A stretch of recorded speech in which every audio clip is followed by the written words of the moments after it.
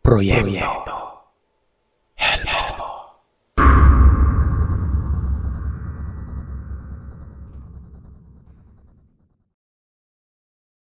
Mapagpalang araw sa inyo, Sir Seth.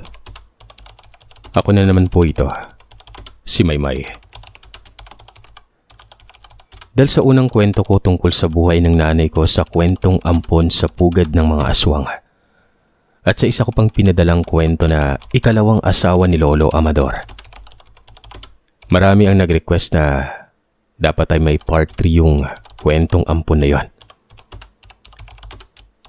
Kinulit ko yung Tatay Roy ko para ikwento kung ano at paano ang buhay niya noon nang hindi pa sila nagkakilala ng aking ina. Kaya sa kakulitan ko, kaya ito napakwento tuloy siya at may natuklasan po akong bago na hindi ko inaasahan. Dahil hindi ito talaga sinabi o naikwento ng aming tatay. Hindi ko inaasahan, Sir Seth, na sa mahigit na 24 na taon na tinatago niya pala sa amin na siya pala ay may 2 pang kuya. Ito ang kwento ng aking tatay kung paano siya inampon ng kanyang kinikilalang pamilya na aswang. Sa kwento sa kanya, 3 taong gulang pa lamang siya nang mamatay ang kanyang tatay at nanay.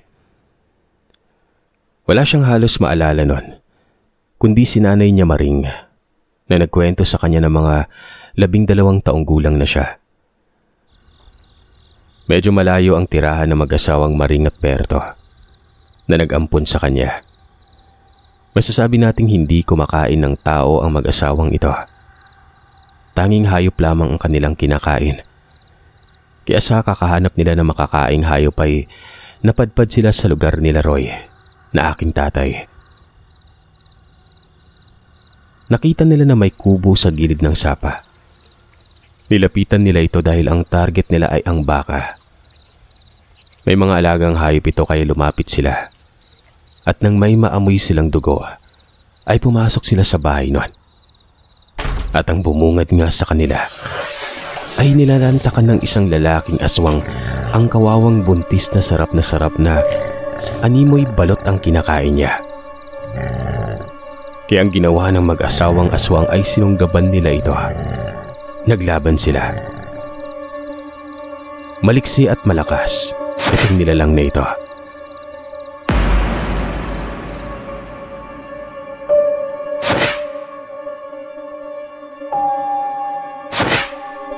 Hirap na hirap ang kanyang tatay Berto.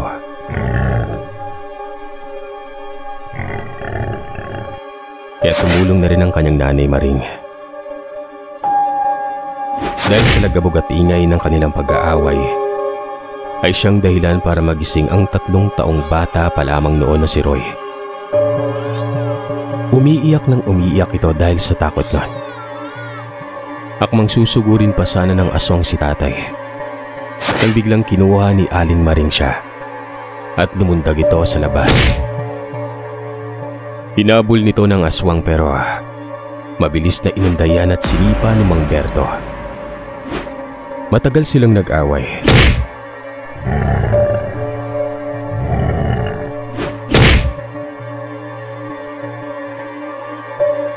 Hanggang sa may narinig sila ng mga taong paparating. Kaya magkasabay silang lubundag at nagtakbuhan.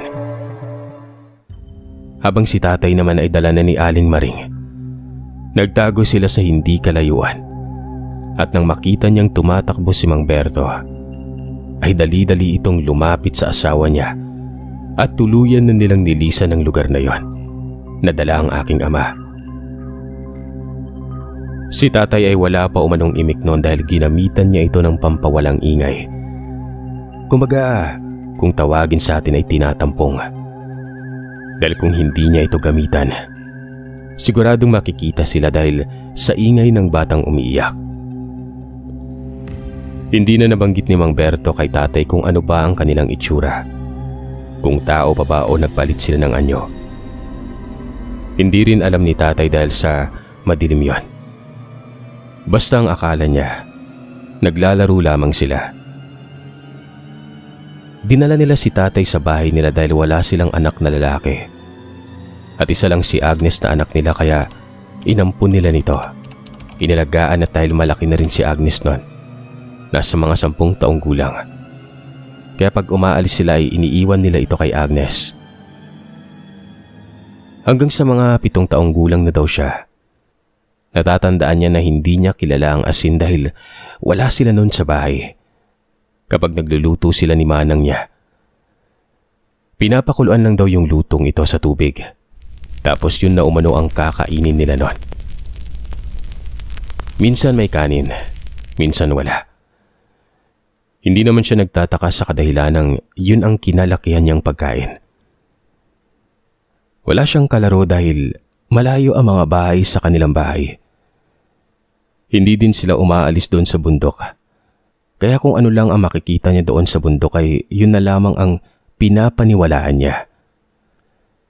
Pero nang magkaedad na siya ng mga 15 taon na, syempre Sir Seth, dahil may katigasan ng ulo ang tatay namin, natuto siyang lumabas sa gubat.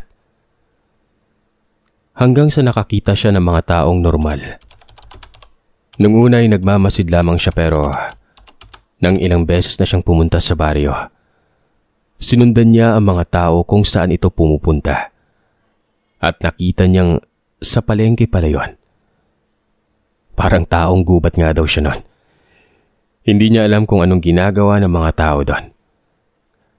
Ang akala niya nung una ay binibigay lamang yung tinitinda doon kaya nang kumuha siya ng tinapay ay hiningian siya ng pera.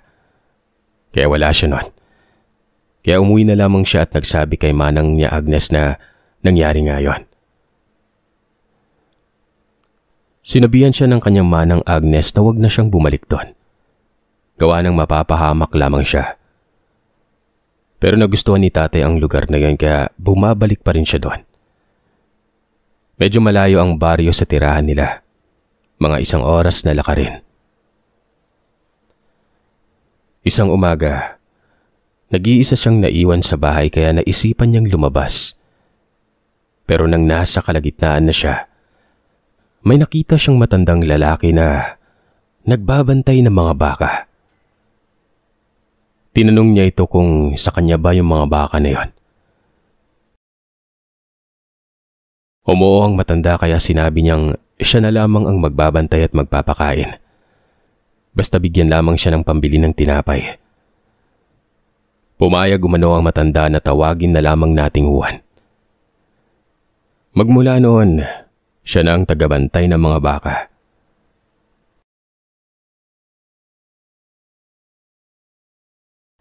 Pagkahapon ay inuuwi niya ang 3 baka na ito sa bahay ni Mang Juan. Dahil sa masipag si tatay kaya naawa itong si Mang Juan sa kanya.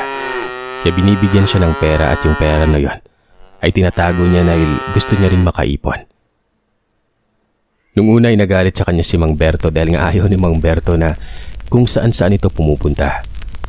Pero dahil sinabi niyang wala naman siyang magawa sa bahay kaya magtatrabaho na lang siya. At yun nga ay pinayagan na lamang siya ni Mang Berto noon. Dahil sa malapit lamang ang bahay ni Mang Juan.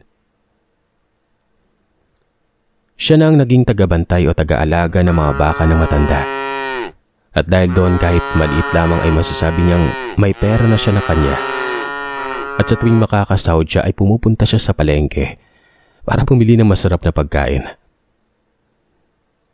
Naintindihan ng tatay ko na hindi normal na tao ang mga umampon sa kanya. Dahil hindi naman sila kumakain ng tao pero hayop na hindi ganun kaluto. Nakikita niya na kapag may dalang hayop ang tatay Berto niya, ay kinakagat lamang nito kahit buhay pa. Katulad ng manok o itik. Sinisip-sip nito ang dugo. Akala nga niya dati ay normal lamang yun pero habang lumalaki na siya ay naiintindihan niya na may mali sa kinakain nila. Isang araw, galing siya sa palengke. Bumili siya ng mga panakot o mga halo tulad ng asin, luya, bawang at sibuyas, paminta at suka. Naku lagot, basta lahat ng ingredients ng mga adobo. Binili niya dahil nang bumili siya ng manok ay tinanong niya sa tindera kung paano lutuin yung adobong yon. Kasi nga, paborito yun ng tatay ko. Kaya lahat ng ingredients ay tinuro sa kanya.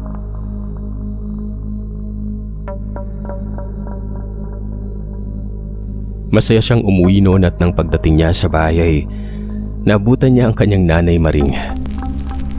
Sabi ng tatay, "Nay, may binili akong ulam natin. Manok."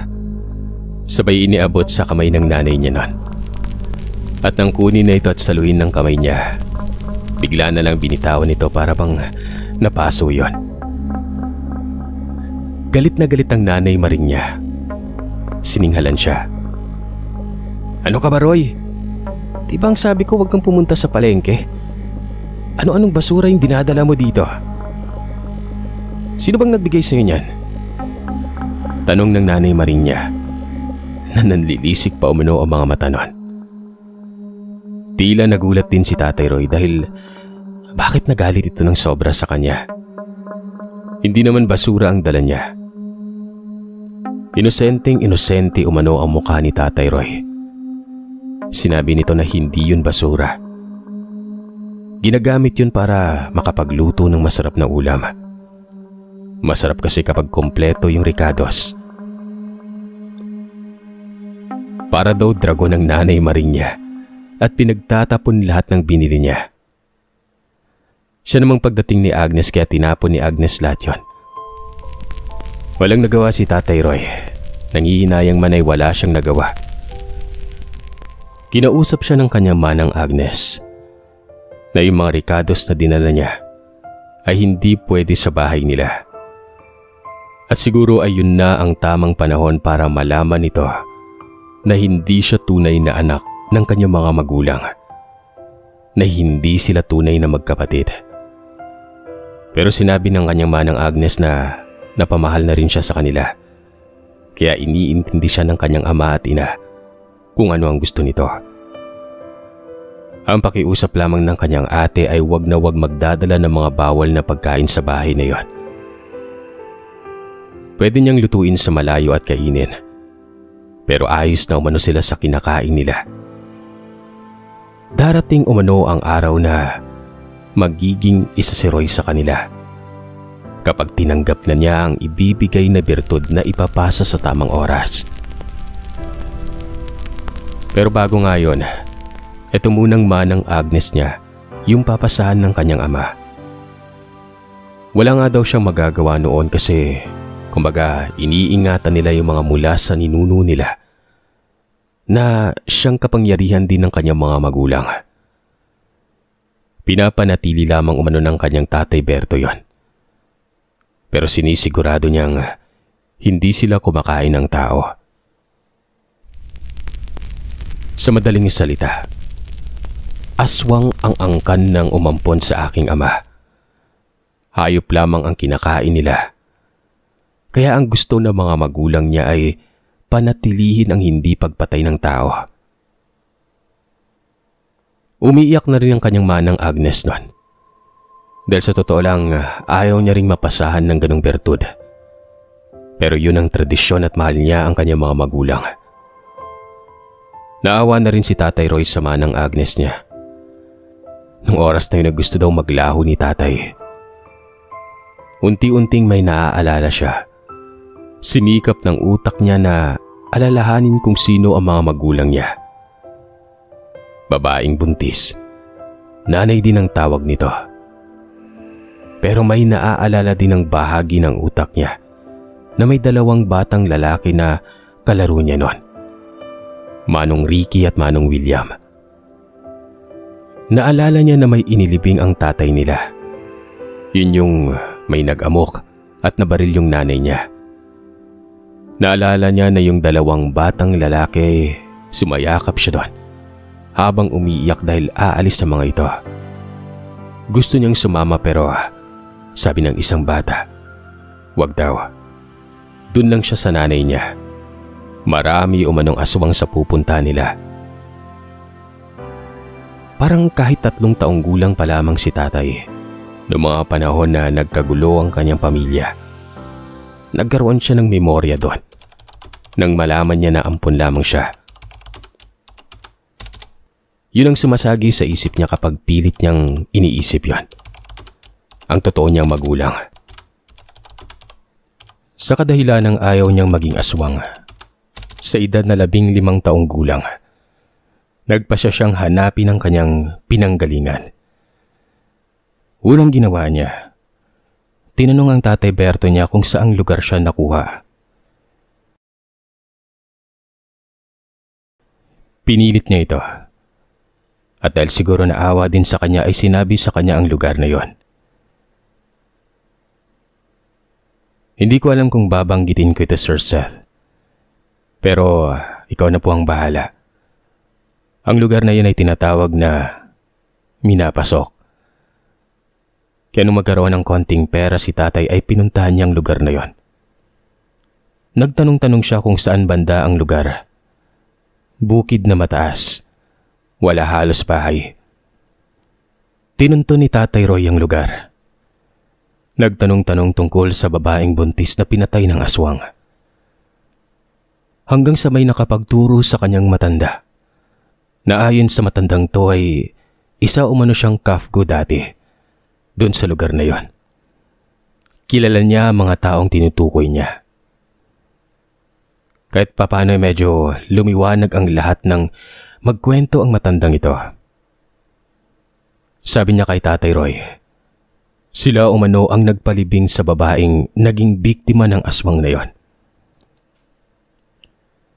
Kinuwento din niya kay tatay ang kung paano namatay ang tatay ni Tatay Roy.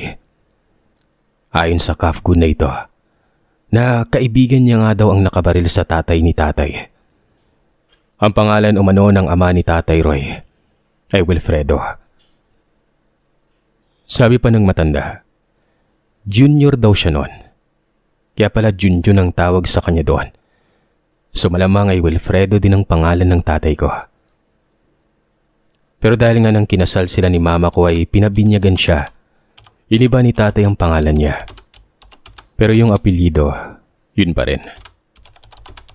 May dalawa siyang nakakatandang kapatid na pinaampon ng nanay nila sa kamag-anak. Puro umano malayo ang lugar na yon.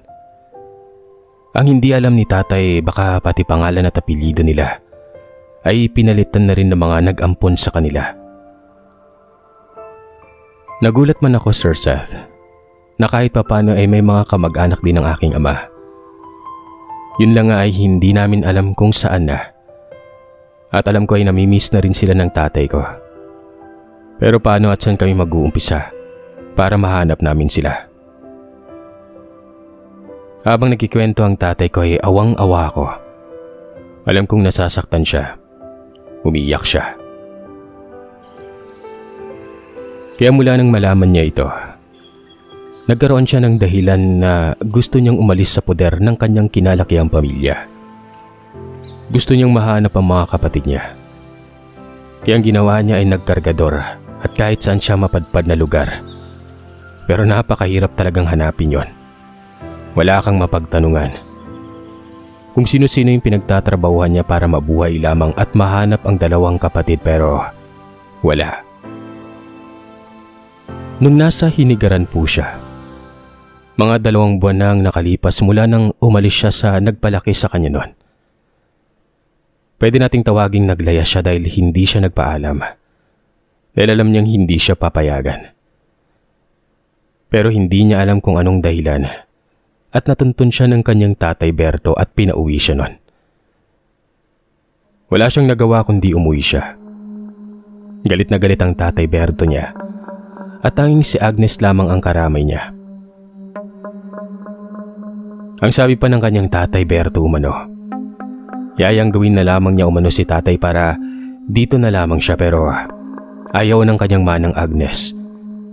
Sa kadahilanang si Tatay Roy pa ang pwedeng makasira ng kanilang angkan. Ayon kay Agnes, baka hindi umano makontrol ni Tatay Roy ang pagkaaswang nito at mambiktima ito ng tao. Ayaw nila yon.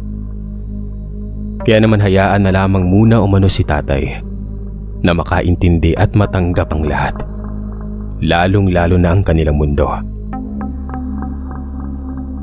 Isang araw ay may bisita silang dumating at ang sabi ay doon umano ito titira. Ang pamilya na yun ay ang pamilya ni Brenda. Galing Dumaguete umano ang mga yon, na basta na lamang napadpad doon na parang pinalayas. at doon ang napiling lugar nila. Sabi nga ni tatay, may nabiktima ata silang pamilya na hinanting sila. Kaya naman lumayas sila doon at doon na rin nanirahan malapit kila tatay. Nagpatayo sila ng kubo sa medyo malayo sa kubo nila tatay noon. At yun na, halos gabi-gabi ay nararamdaman nila na maingay ang parte ng kubo na yon. Maraming huni silang naririnig, lalo na siya, at minsan ay may nakikita siyang maitim na aso na tumatakbo-takbo sa hindi kalayuan sa kanila.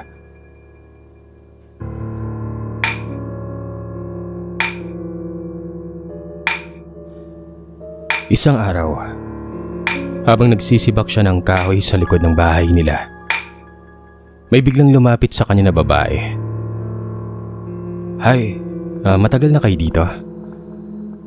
Tanong ng babae na ito, na sa mga listener natin na nakasubaybay sa dalawang parte ng kwentong ibinahagi ng aking ama. Ito nga si Brenda. Nagpakilala ito kay tatay at dahil mahiyain si tatay at may pagka-isnabero, tiningnan niya lamang ito at ngumiti lamang ng bagya. Tinanong siya ni Brenda kung kapatid niya si Agnes. Umuo siya. Tumangulang pero hindi nagsasalita. Habang si Brenda ay pasingot-singot sa kanya na parang aso na may inaamoy nun. Sabi ni Brenda, hindi kanila kauri. At bago makasagot si tatay ay narinig niya ang boses ni Agnes na tinatawag siya. Kaya nagsabi siya na sandali lang at pumasok na siya sa bahay nun. Ayon dito kay Agnes, sinabi niya kay tatay na kauri umano nila sina Brenda. Pero mas mabusok umano sila. Kumakain sila ng tao kaya mag-ingat umano si tatay doon para walang masamang mangyari sa kanya. Sinabihan ni Mang Berto ang pamilya ni Brenda na huwag nilang pakialaman ang tatay Roy. Dahil kumbaga pinapahinog at tinuturuan pa lang nila ito. Doon din sinabi ni Mang Berto na ampun nila ito kaya hindi nila ito kauri. Pero sa darating na tamang panahon, magiging isa na rin umano si tatay sa kanila. Magmula noon ay naging magkaibigan na si Brenda at Agnes.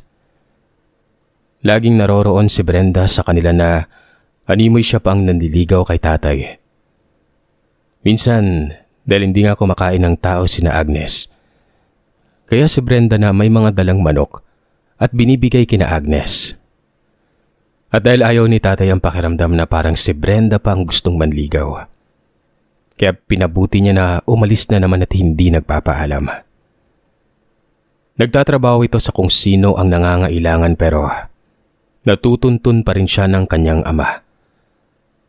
Hanggang sa iyon na nga, nakiusap siya na magtatrabaho na lamang muna hanggat hindi pa dumadating ang takdang panahon na maging isa siyang ganap na aswang.